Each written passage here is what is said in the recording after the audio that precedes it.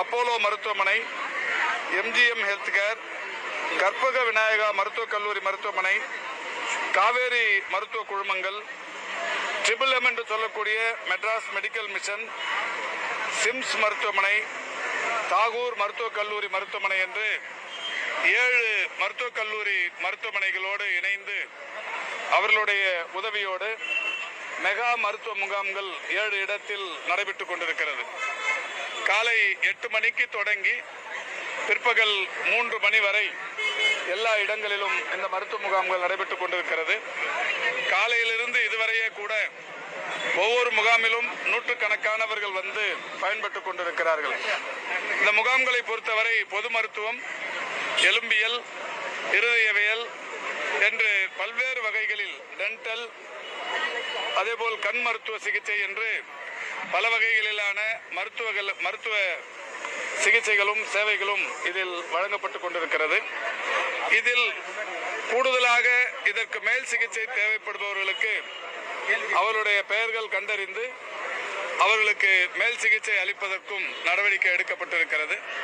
அந்த வகையில் இந்த மருத்துவ முகாம்கள் இன்றைக்கு சைதை தொகுதியில் 7 இடங்களில் பல்லாயிரக்கணக்கானவர்கள் பயன்பெறுகிற வகையிலான மருத்துவ முகாம்கள் இனிதே தொடங்கப்பட்டிருக்கிறது.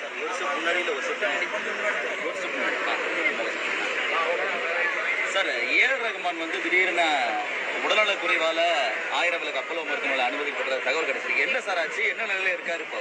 இல்லை, இப்போ நான் தான் விசாரிக்க போகிறேன். இனிமேல் தான் விசாரிக்க போகிறேன். இப்போ தான் தகவல் தெரிஞ்சது, விசாரிக்க போகிறேன். பொதுவாக இது ஒரு ஒன்றும் இல்லைன்ற மாதிரி தான் இந்த தொடக்கத்தில் சொல்லியிருக்காங்க. இப்போ விசாரிக்க போகிறேன். விசாரிச்சுட்டு நான் திரும்ப சொல்கிறேன். இது வரைக்கும் ஏதாவது ஃபோன் இல்லை, ஒன்றும் இல்லை. இப்போ தான் இனிமேல் தான் விசாரிக்க போகிறேன். நான் வேற ஒரு பட்டா கொடுக்குற நிகழ்ச்சியில் இருந்தேன். இப்போ இனிமேல் தான் விசாரிக்கிறேன். டெங்கு காய்ச்சல் பாதிப்பான ஒரு சிறுமி உயிரிழந்திருக்காங்க. டெங்கு பாதிப்பு இல்லை, டெங்கு ரொம்ப ரொம்ப கட்டுக்குள்ள இருக்குங்க. கடந்த ஆண்டு தான் இதுவரை வரலாற்றில் எப்போதுமே ஒரு 15-20 ஆண்டுகளில் மிக கட்டுக்குள் இருந்தது கடந்த ஆண்டு. இந்த ஆண்டும் அது மாதிரியான கட்டுக்குள் தான் டெங்கு இருக்கிறது.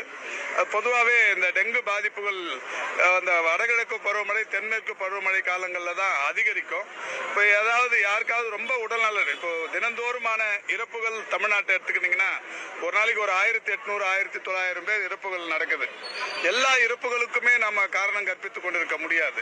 நோய் பாதிப்புகள், விபத்துகள், அதேபோல் வயது முதிர்வு, இந்த மாதிரி காரணங்களால ஒவ்வொரு நாளும் தமிழ்நாட்டில் இறப்பு எண்ணிக்கை ஒரு 1800 1900 நடக்க தான் செய்யுது. இதில் எல்லா இறப்புகளுக்கும் நாம் தனித்தனியாக காரணங்கள் தேடிக்கொண்டிருக்க முடியாது. பொதுவான காரணங்களினால் இறப்பு ஏற்படுகிற போது நிச்சயம் அரசு அதில் கவனம் செலுத்தி நடவடிக்கை எடுக்கும்.